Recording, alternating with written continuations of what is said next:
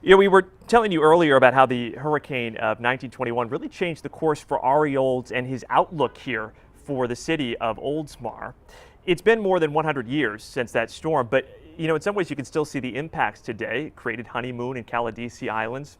The storm was a Cat 4. It did weaken to a Category 3 before making landfall on this day in 1921.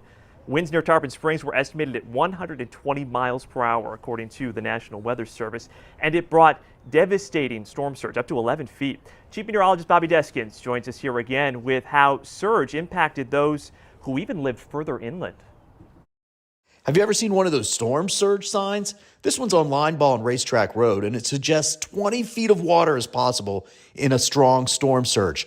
But this is located almost 2.5 to 3 miles from the north end of Tampa Bay.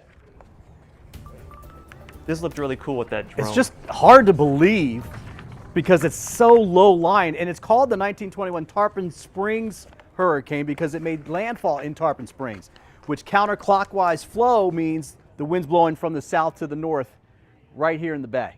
And that blows water up here. That's why we have the storm surge issues that we do have here in the northern part of the bay. The dark red, Tampa Road southward, right? That's level A. Level B just across there. As I told you before, Idalia, Ian, both of those storms, some of the forecast models actually suggested the surge could go over Tampa Road. There's some spots when you get over towards Racetrack Road and Tampa Road where it could because it's even lower lying going up towards the horse track.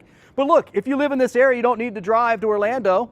Just go a little north of West Chase, go up towards the Eagles, go up to Wesley Chapel, have a friend there if you ever do need to evacuate, because we got to have a plan, because you don't need to go hundreds of miles, you just need to go tens of miles. You can see where we are here, right down there near sea level.